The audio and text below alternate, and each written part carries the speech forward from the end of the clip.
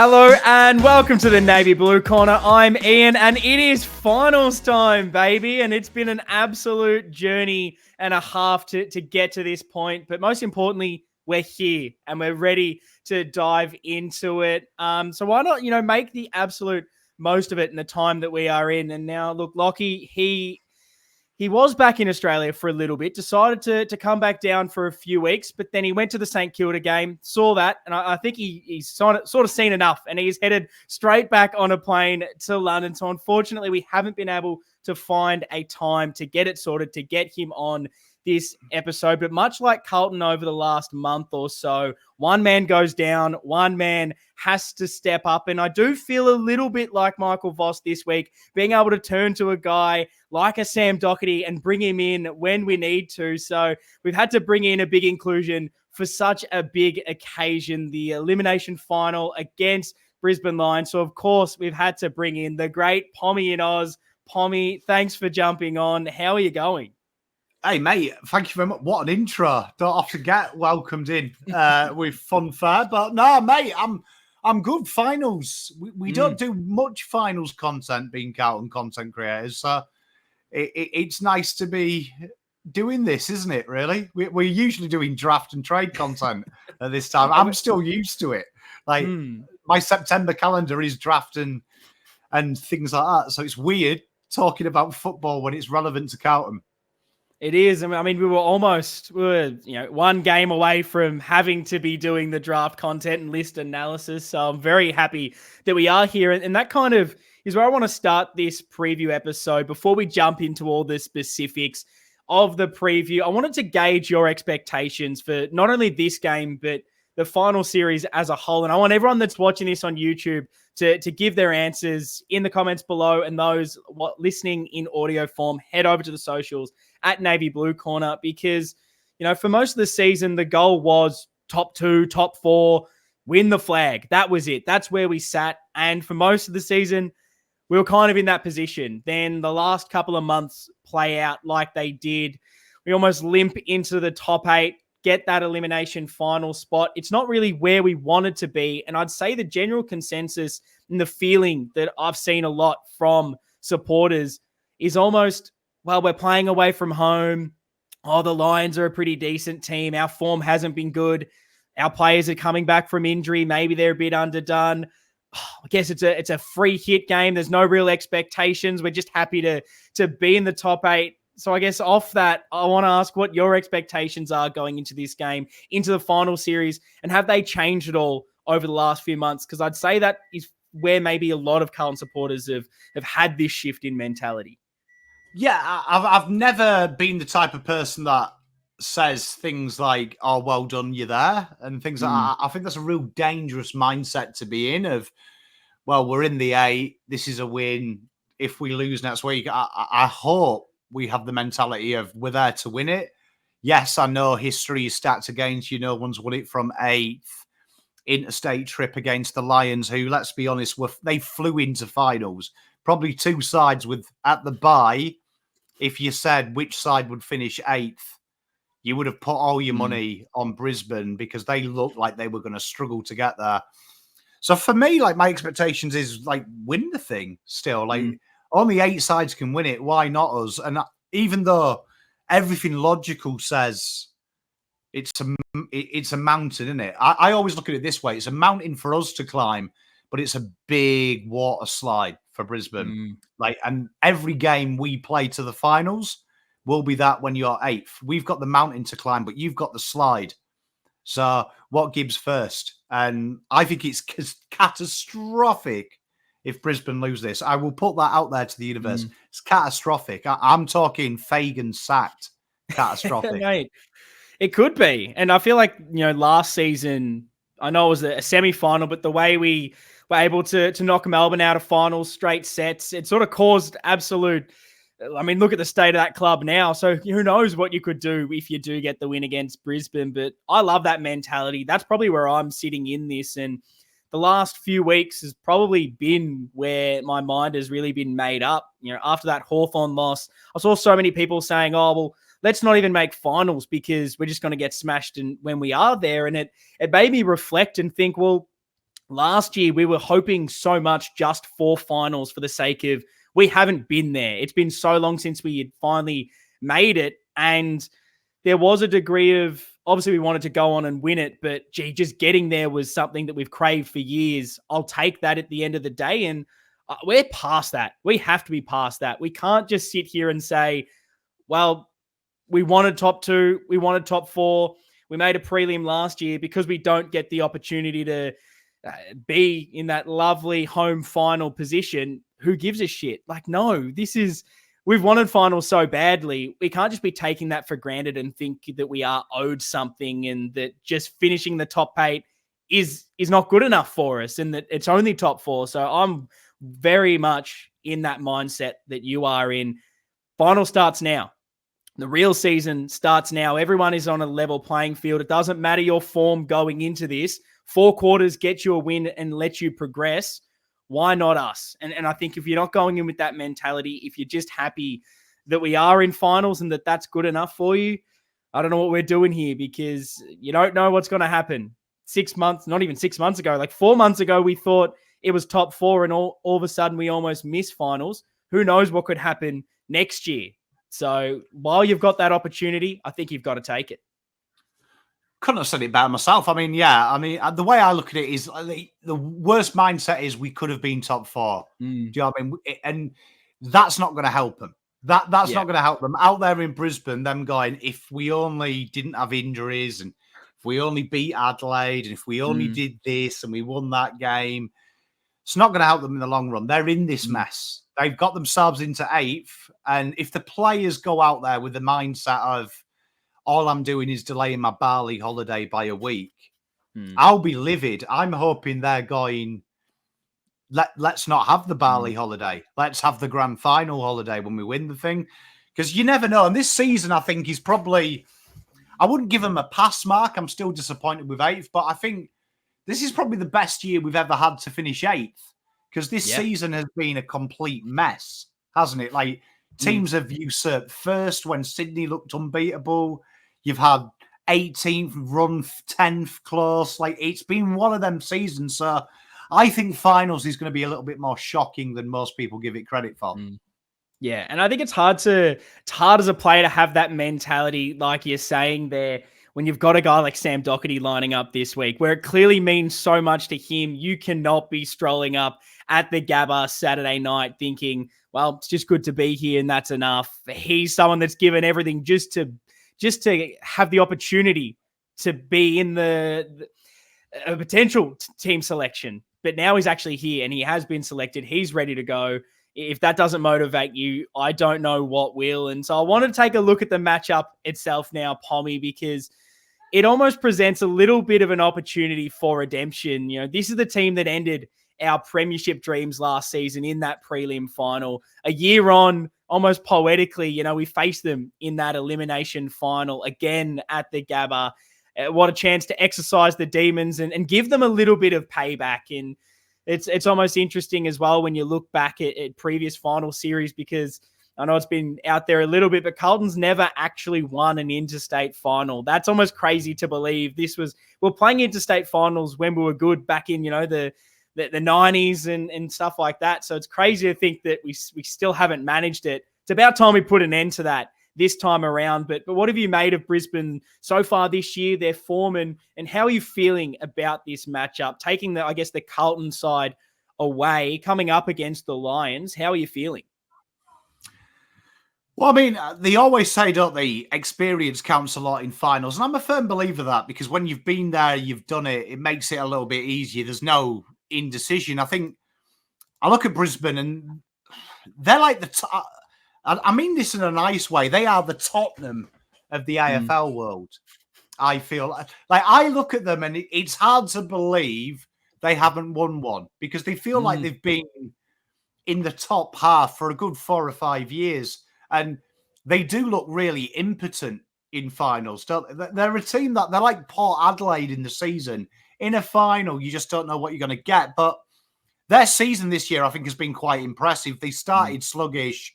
They came home with a wet sail. Couple of poor results, probably towards the back end. Pies beat them, as we know, which was probably disappointing. And GWS bloodied their nose up there. But obviously, form-wise, like, you'd be a clown not to say Brisbane are favourites in this at the Gabba. I mean, you'd have to be the real biggest nuffy or Michael Voss himself to say Brisbane shouldn't be looking at this tie and saying, right, Sydney GWS next week. Like, they should be looking at this because there's no way they can lose this game.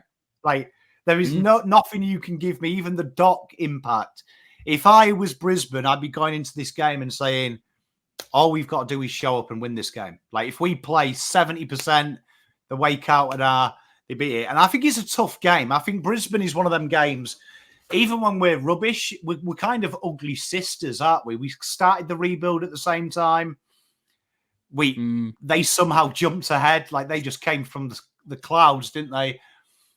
It's a real interesting matchup because I feel like this is maybe the grand final. If we had this show 6 years ago and you said, what do you think the 2024 grand final will be? I'd imagine a lot of people have said Brisbane Carlton.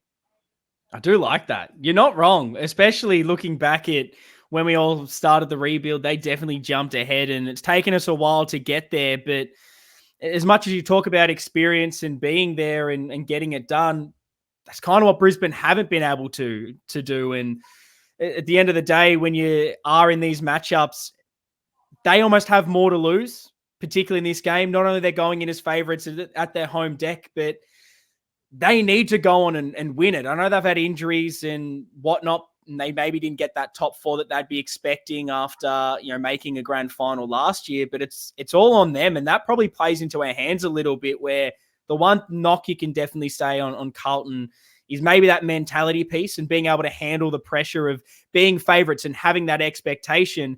Well, it's kind of off them a little bit this round and in this final series. We're getting all these players back from injury. We haven't been in top form. We're going under the radar. Everyone expects us to lose.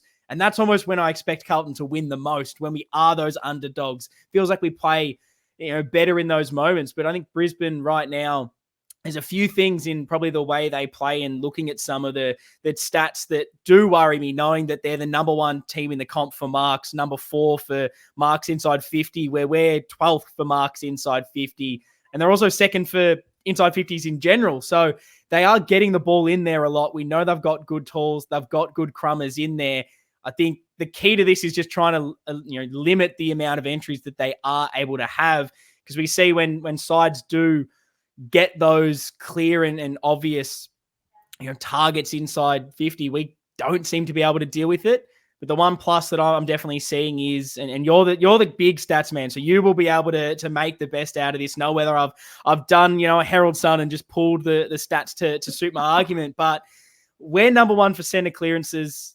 They're number 11. So that's a big, score source, getting it there from the get-go. That's the clear vital thing for me. If we can get that midfield humming and win it from there, hopefully that will limit the ball going the other way. Where do you see the big strengths for Brisbane yourself, and where are they maybe vulnerable? Where can we use our strengths to overstrong them?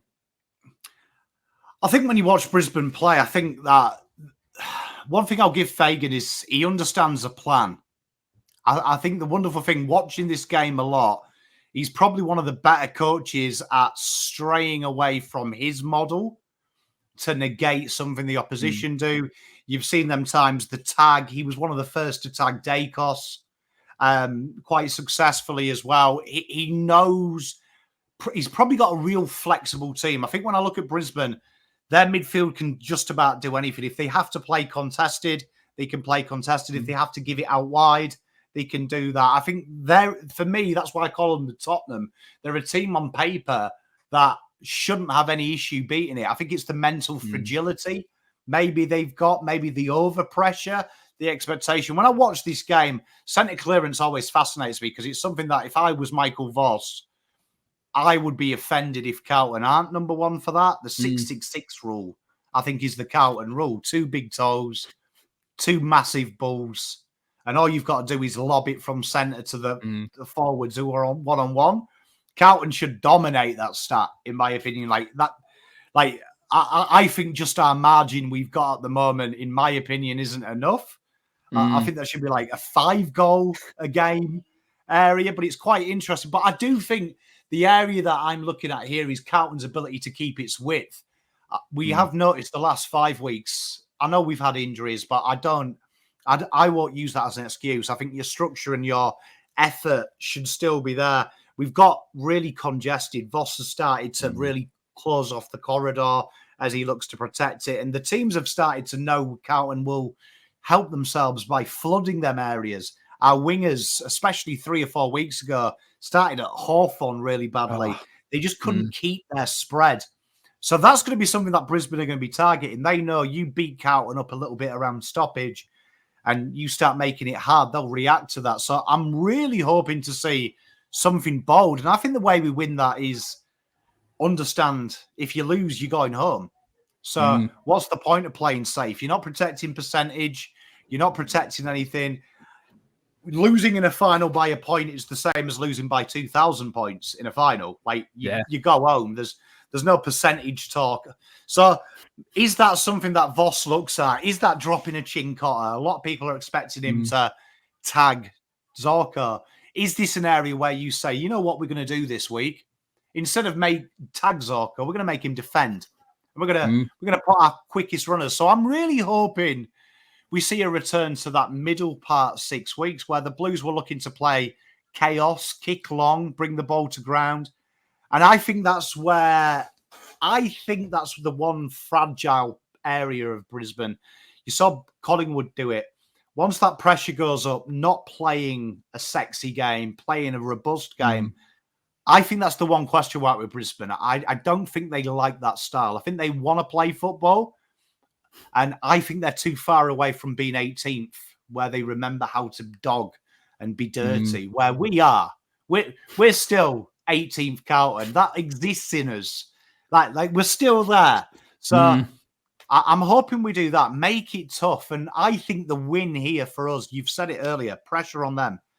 I don't think if we're 30 points up, they can do what they did last year. I think the pressure is too much. If you can silence that Brisbane crowd early, sow the seeds of 8th is beating you, I think you might start breaking them down quicker than you think. No, I absolutely love that. And I mean, last time, the noise from the Carlton traveling supporters that were there, you're going to get that again this time. Judging by the last game we played against the Saints, it's probably just doubled in decibel levels, the rowdiness of the Carlton supporters. So it's going to feel somewhat like it's not an away game, if that makes any sense. So that'll be interesting to know if we do get a couple of goals up early, just what that noise starts to do to Brisbane, that at home, they don't get that often, but they're going to get that with Carlton. And I think the big thing to talk about in this game, it's obviously team selection. There's so many players coming back from injury to potentially be selected. It's the juiciest thing to talk about. So I want to jump into that and talk you through that, Pommy. And I think there's been a lot of different opinions around how to play this out. And so I kind of want to start there before we go into the specific players, who's going to play, who comes out. I want to talk about the mindset when you're doing the team changes. I know we did the team selection show last night, so make sure if you haven't watched that already, jump over to Pommy and Oz. Links will be in the description in the show notes. Make sure you check out the selection table. One of the rowdiest episodes I think we've ever had. So it was a massive laugh there. Definitely go and watch that one. But when looking at the mindset around your team changes, are you thinking it's one game, lose, you go out, so go all in, bring everyone back, bring your best possible team, don't worry about if they're 100%, you need your stars? Or are you going to be a little bit more maybe cautious and calculated in your approach? Talk me through where you stand in that kind of risk-reward debate around selection. And I want those watching and listening to let me know their thoughts on that as well. How are you going around team selection? I'm of the school 70% you play. And the reason is it's 6 months break. So let's just say Charlie Curno's a great example. If you read Reddit, Big Footy, I'm not advising you to do it, but if you do, it ranges from anything from a sprained ankle to syndesmosis, right? As the Chinese whispers. So let's just say it is syndesmosis. Let's say he's really struggling. He's paying under a bucket load of drugs, and something happens. Syndesmosis surgery is what, 3 to 5 months? it's worth the risk. In my opinion, a 70% Charlie Curnow versus 100% Kemp, he's giving Harris Andrews 20 more problems. Like, if you told Harris Andrews Saturday night, who do you want to play on, Kemp or Curnow, he's taking Kemp. He's like, please give me Kemp. That'll be brilliant. There is a fear factor. So I'm picking your best team to win. Like, this whole, like, I've seen some comments, and it really irks me because I saw it against St Kilda as well, of, yeah, but think about next week. There might not be a next week. This time next week, I can guarantee you, if they lose, you're going to get some of the clowns in Italy. Some of the clowns are going to be at a football game at Craven Cottage. Other idiots who have gone to America. Like, there won't be a next week from a football avenue. They'll be on holiday. So I'd take the risk. Like, for me, that injection can win the game. And you know what momentum's like. I'm telling you, if you're tired, if you've ever played sport, momentum's a wonderful thing for fatigue. If you've got a little niggle in your calf, that niggle goes away if you're 4 goals up. You know, do you know what I mean? There's a chance to play in a semi, a grand final. It's why you hear these heroic things, Nat 5 playing a final with a broken leg. Like, it's amazing what winning does for pain. So, yeah, for me, you put your best team out. Like, you take the risk. And you know, when people say, what happens if 4 players get injured? If it happens, it happens. Great teams rise above it. Great what if teams they don't? rise above it. What if the injuries don't? We don't know. And I know there's the what ifs badly, but I'd hate to be sitting here after, you know, losing to Brisbane because we didn't put our best players out there because we were cautious with it. And we have all these what ifs. Oh, what if we just played Charlie? Would he have gotten through the game? Would that have helped the structure? God, we looked like we needed an extra key forward. Harris Andrews was taking every single mark. Oh, man, we got killed in the midfield. What if we had TDK out there? You know, I 100% agree with you. We don't know what next week will be. We don't know what's going to happen. So why not? If they get through the fitness test that you put out for them, then they're good to go. Otherwise, change your fitness test. Clearly, that's not the metric you should be going off to select these guys. And we know the impact they have when they're out there. I want to have the best team. I don't want to be sitting here and questioning what could have been and what could have been our season. If we play and we win and they don't, all of them are out the week after, so be it. We'll deal with that then. But I want to get to that. I want to get to that point where we are making that decision. And I don't think you're getting that playing the same team we've played for the last 2 weeks for me. So I'm 100% going all in, going for the risk. Why not? I just don't see the downside personally. But if anyone does, let me know in the comments. I'm keen to have that debate and talk through it all.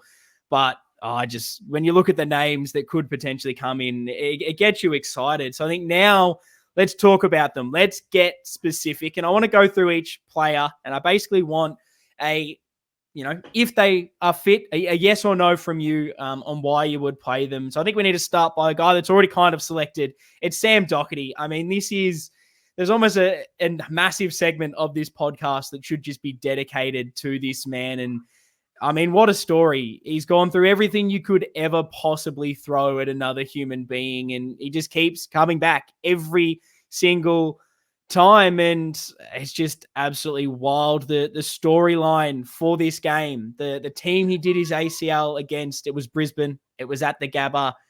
It's the same ground, same season. And once the ball's bounced and once the game concludes on Saturday, his last 3 games will be against Brisbane at the Gabba. I mean, how many times does that happen? That's some remarkable trivia to be thrown around the pub somewhere in about 10 years. We know he's now playing. He's been selected. So give me your thoughts on it all, on Sam Docherty, the return, and then let's go a bit more specific. Where do you see him playing? What's the role that you'd like to see him play this weekend when he lines up? I might be getting old, but I don't buy into the romance of it, to be honest. I hate to be miserable. Like, I didn't see that and start thinking it was a Disney movie because one thing that we know about Sam Docherty is he's tough, and you need that toughness. So I was like, okay, cool. I was quite open about it. I was saying if he's 80-90% fit, the way I look at it with the injuries is. And to answer your latter question, where will he play? I think it's going to be where he was in the preseason, half forward wing. So I think maybe that means Jackson Binns goes out in my opinion. And we've seen Voss flirt now with a wing halfback role for Ollie Hollands. I think that plays into Doc's strengths. It means he's not going to have to two-way run too much, which will probably be the question mark as he returns to mat fitness, and just get the ball, drive that ball, drive it forward. That's something that Doc, I think his biggest asset is he drives the ball forward at all costs, sometimes to his detriment in the back line when he was there. Sometimes he wanted to play on too much. But I think the wing there, and my argument is this, having the best game of their lives, Jackson Binns versus Doc, Doc's game is 2,000% better than Jackson Binns at this stage. So if Jackson Binns blows the walls off, Doc's amazing game is going to be far better than Binns'. So I think he's going to come in, and that's something that I feel like we've lacked over the last 5-6 weeks. And I don't think that's injury related. I think that's structure related. Is we've been reluctant to get that ball moving forward. Sometimes it's you handball it, you handball it. No, please, you kick it. I don't want to kick it. Where at least, with Doc, if that ball comes to him, that's going to hit the 50 arc, and the forwards are going to have something to feed off. So I think it'll be a wing half forward role. And I think with the potential outs we've got from this game, I think that makes sense. And I think that allows Elijah to play a little bit more inside as well, which makes us a little bit more dynamic and a bit more unpredictable. No, I love it. He's definitely the most direct player I think we have in this team. Always massive on the meters gained and trying to get the territory for us, which is such a big part of finals. When the games are close, when there's so much pressure around the ball, you don't have that time and space. Just having someone that wants to take those moments and get the ball forward for us, I think it's big. And it's funny, you talk about ruining the romance and maybe not feeling it. I mean, I'm on the record as saying I probably wouldn't have played him at all. So I think if anyone's really not enjoying that sort of romantic side of football and the story, it's probably me. And that's just, I guess, from my perspective of what I've been able to see of Sam Docherty, which is absolutely nothing. And as far as you can pass all the fitness tests, are you match fit? And for a game like this, I know we've talked about the risk reward. I've seen everyone else kind of play this season. So for a guy like Harry, a guy like Charlie, I'm probably happy to take the risk. Guy like Docherty, you just don't know not only what, I guess, match fitness you're getting, but what Sam Docherty are we getting after a third ACL? I know it's a different knee, but more time out, we don't know. And so I think in that sense, I probably wouldn't have played him. But I'm not like Vossi. I haven't seen him at every single training session, and he could be completely dominating every single other player out there each and every week that the coaches are going, well, shit, he's starting over about 10 of the boys already just by what he's doing on the training park. And that's probably what they've seen from a guy like Sam Docherty. And I guess what you're saying there is the best Doc shits on half this squad. So if we're going with that, why not? And when you're talking about the role, I really do like it. I think that works really well. Binns has been really good. I think the last 2 games, he's played better than I definitely expected from what we would see of him at AFL level, definitely growing into games. It's allowed, as you mentioned, Ollie, to go more half back. And I think he's been really influential for us trying to get something going. And we saw the best of Ollie Hollands last season when Doc was playing and allowing that hit out on the wing and that bigger, more experienced body to protect him. Ollie's a year older. That added on to Doc coming back. I love it. So why not now buy into the romance? He's selected. He's going to be out there. And I think there's a massive role for Doc to play this week. Are you concerned at all about him being ready to play? Because, like I said, you can be fit, but are you sort of match fit? Is that at all a concern for you? Not really, no. I think Doc... the way the fitness test works, that'll give them some good data. They do make informed decisions, but I also think from a Doc point of view, I could be totally wrong here, but I don't think he's Jesse Motlop who trained hurt. I think he's old enough, wise enough, been through enough that if he didn't, in these heart of hearts, believe he can go out there and bring something, I don't think Doc's the type of guy that says, put me in, coach. I think Doc would be wise and intelligent enough to say, look, Vossi, I know you want me in, but I'm telling you, the body doesn't feel right. For me, Doc's had that conversation and said, I can contribute. I can bring something. And the way I look at it, I think a man like that, if he could choose a way to retire, It'd be in a final football. When people say ACL might happen again, I don't want to put it out to the universe, but I'll say this. He would rather retire hurt in a final than round 4 out in the middle of fucking nowhere in a pointless game. Like, I'm sure Doc would rather fall on his sword in a game that was do or die for this football club. So I think he's going to come out there, and I think he's playing with. He must inspire them, even though I don't buy into the romance. I mean, I know AFL's funny. ACLs are 12 months here. In rugby, they're 9 months. In football, they're 6 to 9 months in the UK. Like over here, it's borderline terminal, where in other countries, no one really sees it as a severe injury like it is. I think Doc's going to come back, and I think he's going to make the players, he will inspire them a little bit. Like, there's no doubt about that, because I think we do lack a bit of leadership at times, and we know Doc is the quiet, mature one. So I think that's, he's not going to lose his head. That's my one fear with Binns and some of the young kids. It's all right playing round 24 versus St Kilda at the Marvel where no one cares. It's all right playing at Optus against Eagles, who are like an under-7 side. This is finals football. Like, this is it. So we've seen players fold under the pressure, and it's a lot of like when I look at their wing, McCluggage and Bailey. And I said this last week. If I'm Fagan, I'm targeting Binns and Holland. I'm targeting that wing with my 2 big senior players. You ain't targeting Doc though. Doc ain't overawed when McCluggage is giving it large. He's looking at him and going, "Who are you?" Yeah, I think we said that when he went down with the injury at the start of the year, that, look, I guess, role-wise, are we losing the best player in the team? No, we can probably shift other guys into the positions that he's playing and get a similar-ish output. But probably the biggest thing was the leadership and having that on-field and allowing that, 1% mental lift from everyone else that's on the field. And clearly in the big moments, he's been able to step up. You go back to that amazing end to the Melbourne game with, one shoulder. He's able to take that grab. He's able to be composed and find that target inside 50 rather than just, blaze away, and that other players might have done in that situation. It's the perfect game for a guy like Doc to jump in and take it with both hands. And I think you sort of nailed it in talking about what I was going to mention next, in how is Docherty going to come back into this game. A lot has been specified and spoken about.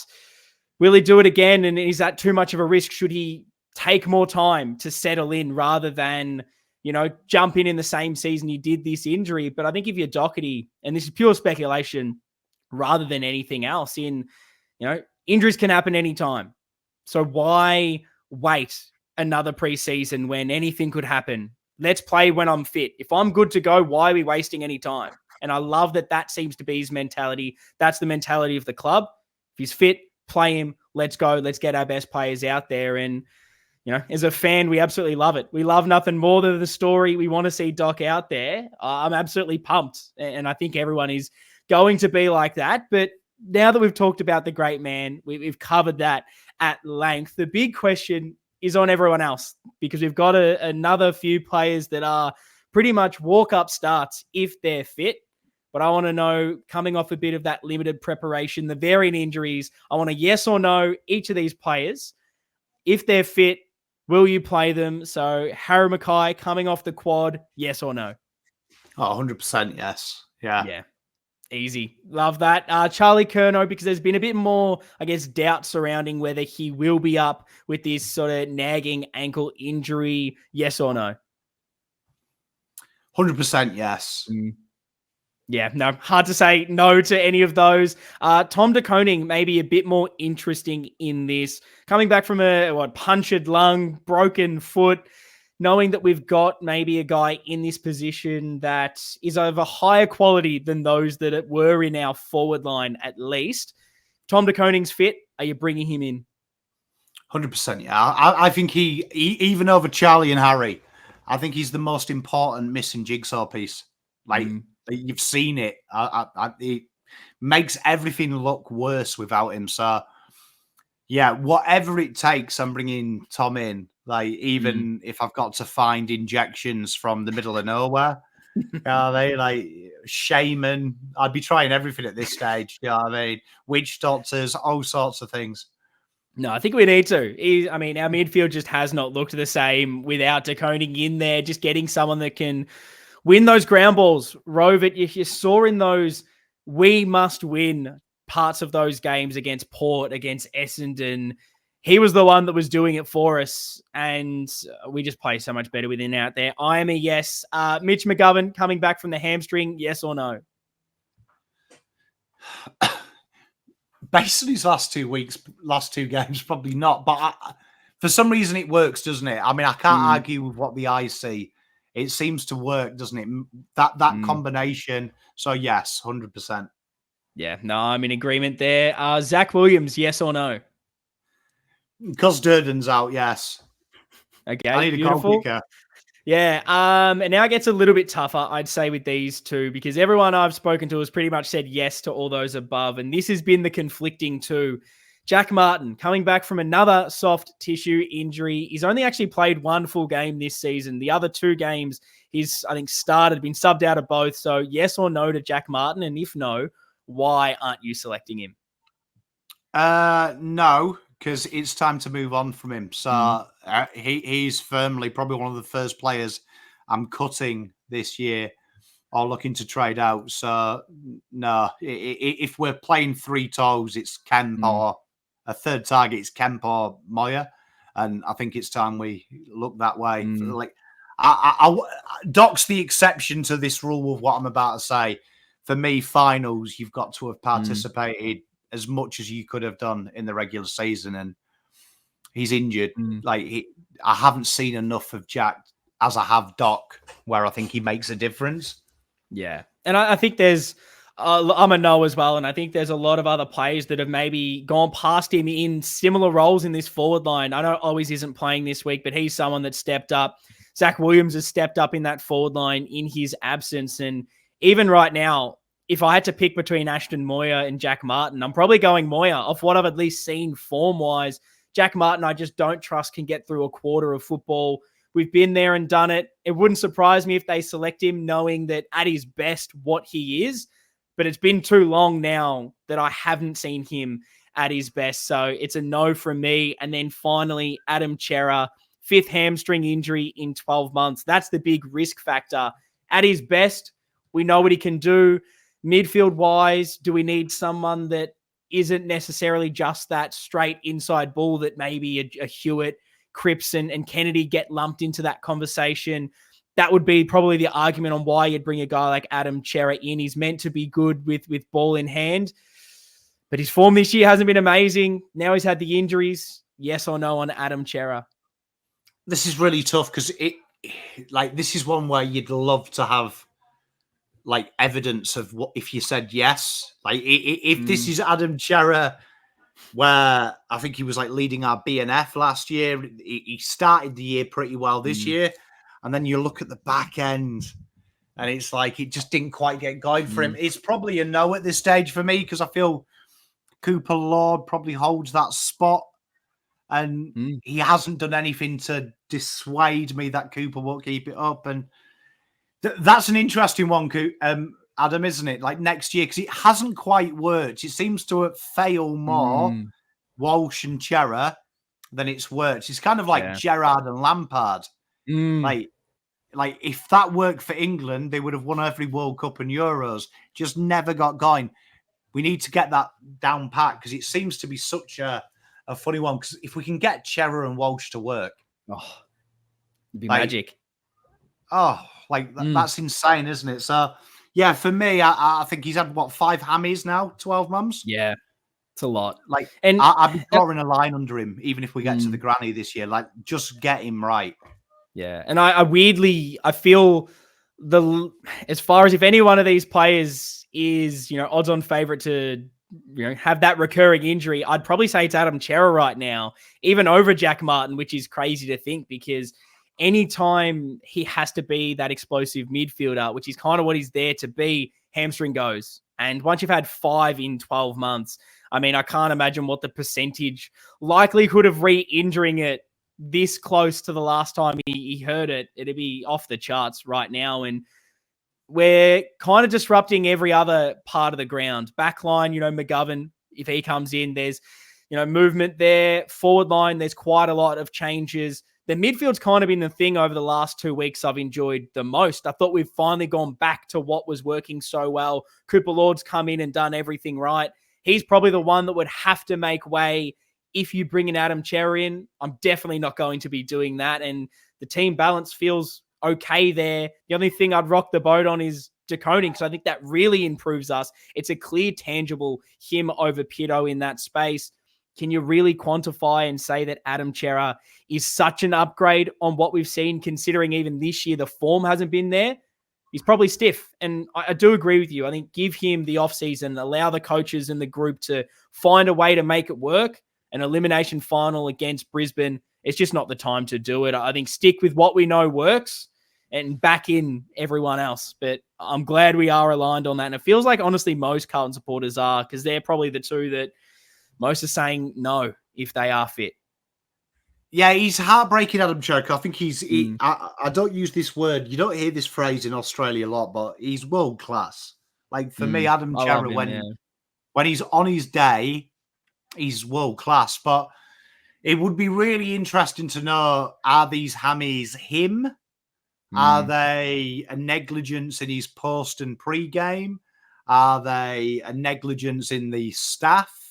Is it coming back too soon? Because it just doesn't seem right, does it? This many in such a condensed period of time for a man as talented as him. Like, yeah, he didn't have littered injuries at Fremantle. He had the occasional one, which I'd expect for a player like him.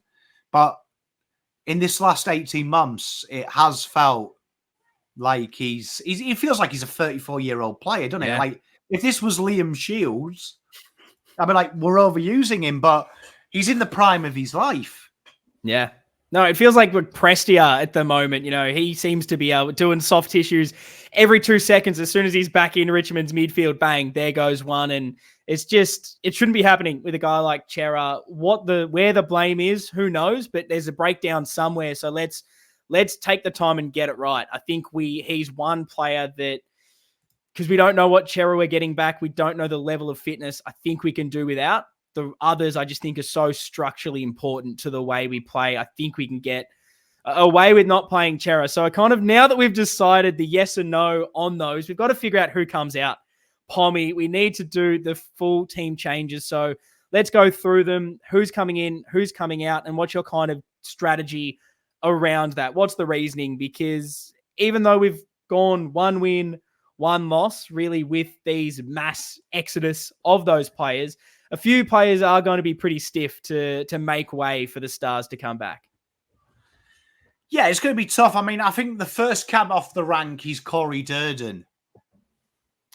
And that's maybe harsh, but the last 2 weeks he's been holding that shoulder. And towards the end of the St. Kilda game, it was like watching someone that scene in Saving Private Ryan where Tom Hanks is behind the metal girder and you see the guy who's had his arm blown off and he picks up his arm. It was kind of like that, like his left arm. Like, there was a scene where he's beaten Jimmy Webster to the ball and it's there to pick up with his left hand and he's kind of like put his hand here and then reached with his right. And I'm like, oh, no. That isn't right. For me, you've got to protect him. Durden is he plays the game on the line. So I'd be looking at Durden and going, I don't know how serious it is. Yeah. But he would be one I'd be saying give another week to, because that injury, obviously, even with the painkillers and the injection, that shoulder was still bad enough for him to manage it. And that's his strength, crashing into people, being tough. So he would be coming out of this side for me. Yeah, that's big. That's a big call. I think all the reasons make sense. If his shoulder isn't right to go, I know we're talking so much about bringing back injured players and saying, who gives a shit, let's bring them back. But the shoulder is such an interesting one, and it's so pivotal to how a guy like him plays with his pressure. You saw that West Coast game, how influential he was. So I think, yeah, if he isn't 100% and he can't pick up the ball, and tackle, which is what he's there to do, then he probably does make way. I'd say Motlop is probably someone just form-wise that I would have almost as my first out. I love Motlop, but the way he's played those last few games, he's someone that I'm almost just dropping regardless of who even was available to come back in. I think defensively, he's let too much go the other way, and we've been hurt in transition.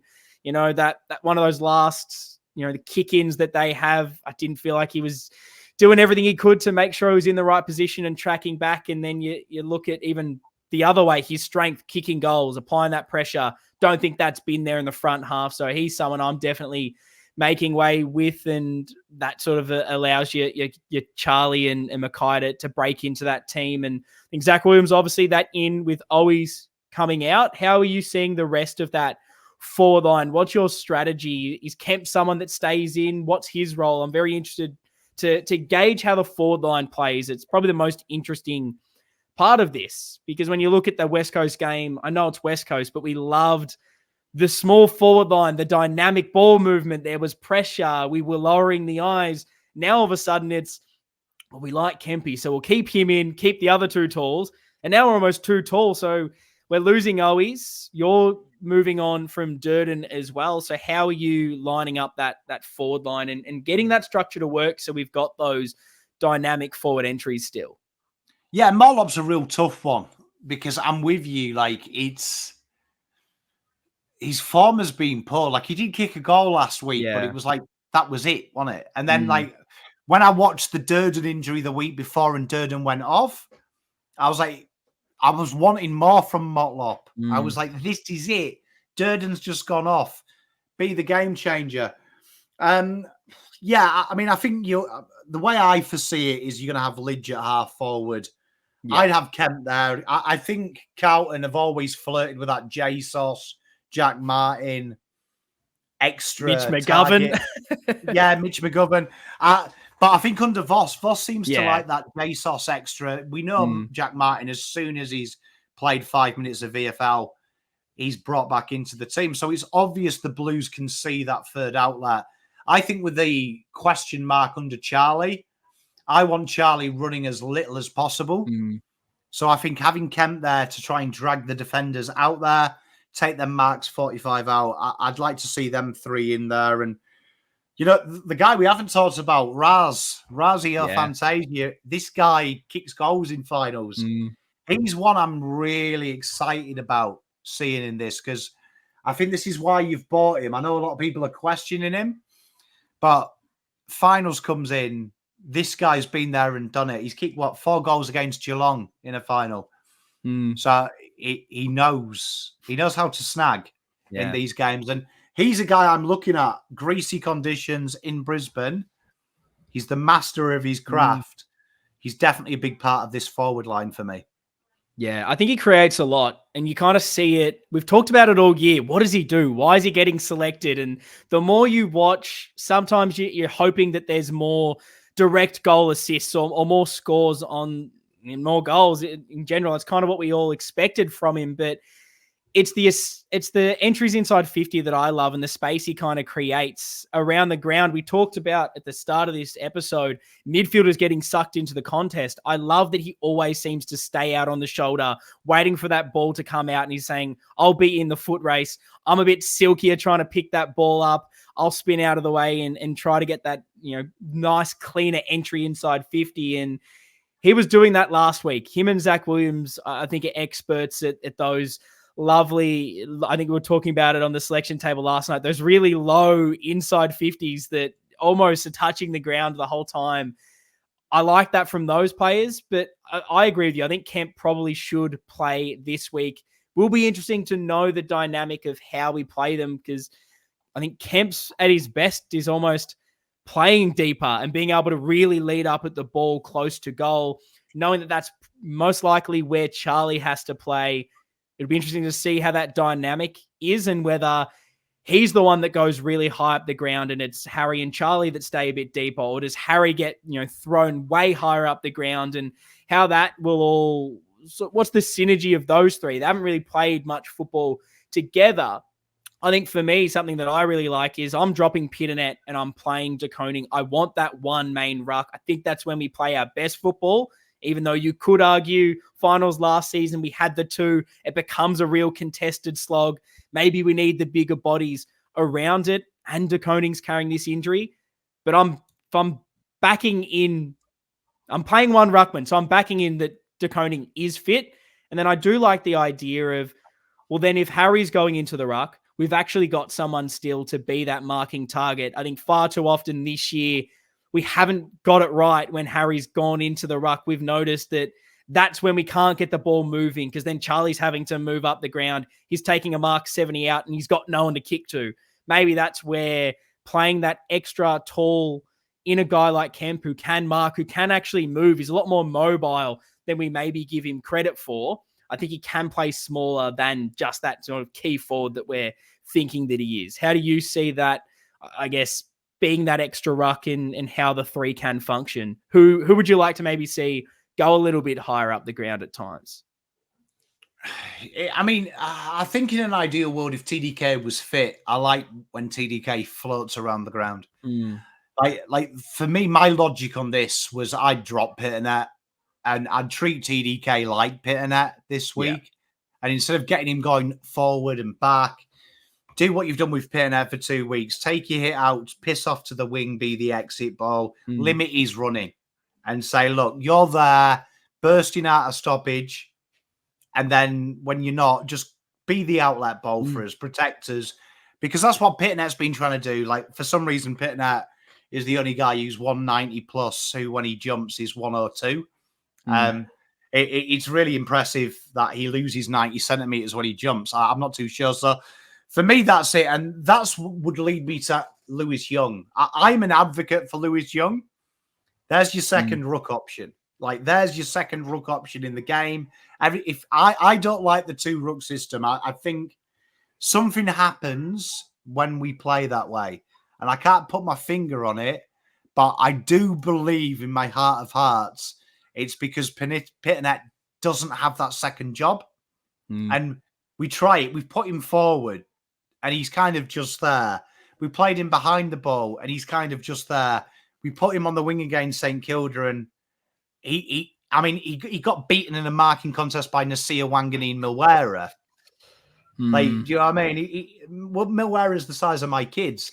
Like, it doesn't make sense. So for me, yeah, if TDK is right to go, it's one ruck, and I think Lewis Young keeps his spot. Like, it's interesting. Voss has made Lewis Young stay on the ground 100% of the time in the 2 games he's played, which is usually a good indication that Voss is liking what he's doing. So I just feel that works them two together. I think Lewis Young start using that as the backup plan. Yeah, no, I love that. And I think when you look at the back line as well and who they have to match up against, we know that Brisbane like to play with 3 tall forwards in their forward line. So needing McGovern back in, keeping Lewis Young there, having Wiedering, I think we have to play the 3 talls down there. And I love that little versatility with Young as well, and being able to be a bit more of a lockdown, hopefully get Wiedering to float a little more, get him and Gov to intercept and spring the ball forward. But then if you need to, Lewis Young can go into the ruck if we're desperate and be another player. Hell, you can throw Kempy down back. There's a lot more versatility. If things are going wrong and you need to pull a lever, I think with this team, there's so much you can do with it. And that's probably the thing that gets me the most excited. So obviously, you've got a few outs there. TDK, comes in, Pitto out, Kerno in, Durden out, Williams in for Owies, Doc in for Bins. You want Mackay and Gov into this team. Who are your other outs and who's the sub? As harsh as it sounds, Jack Carroll's one. Yeah, I agree. Unfortunately, he's probably just that last player that doesn't have a truly defined, this is your role. He's kind of like last in, last out, I think, unfortunately. Yeah. For me, I think he's just, I don't know what he is. I know that sounds harsh, but since he's been here, he's not a winger. He's not an on-baller. We've Not a brought half players in forward. to do that. So it's like he's the surplus. He's the perfect sub, Yeah. isn't he? Because you No, know he can he play is. everything. Then the next one's hard. And I'm probably sacrificing Binsey. Yeah. Like, and is that Binsey dropping down to the sub? Which I don't mind, because I think he's a live wire, and he's the kind of sub that I want a Matt Cottrell in this game off the sub. I want someone that, if the game's going against us a quarter, who's just going to see ball, get ball, run with ball. I feel like Binns is that man. So I feel like Binns would come out of my starting 11. And after that, it's really tough, isn't it? If you were sacrificing someone else from last week, like you are really now down to harsh territory. And I've got a sneaky feeling that Pom Cotter might be under risk. I don't know why. I picked my team yesterday with you, and we all said he was a lock.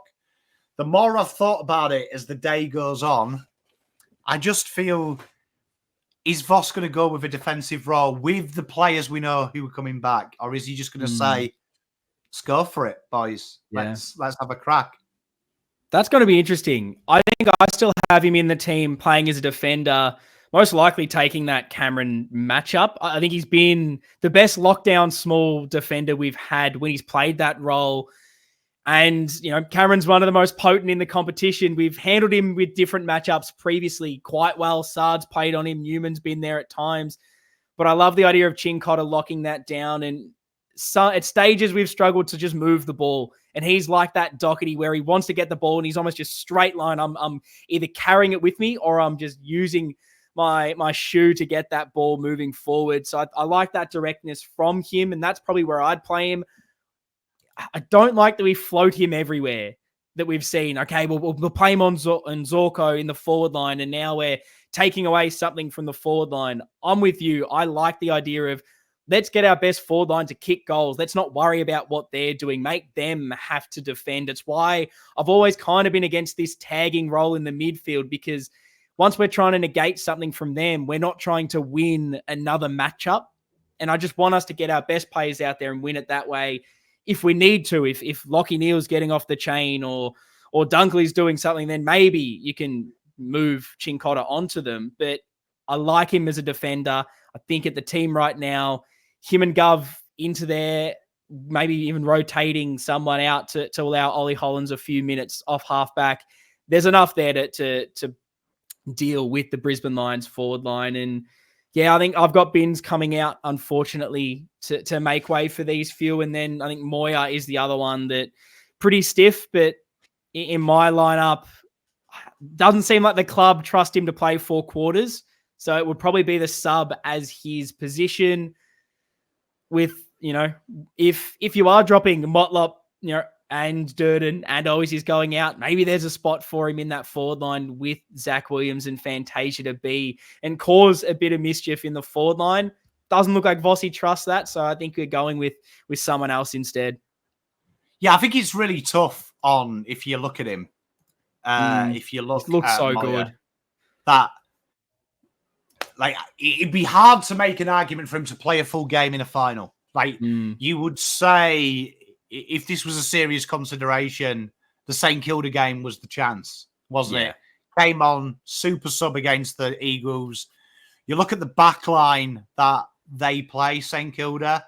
It's a very dangerous back line. They've got that wonderful zip off there. They're pretty good at manning up. You would have thought that's the one you'd trial it on.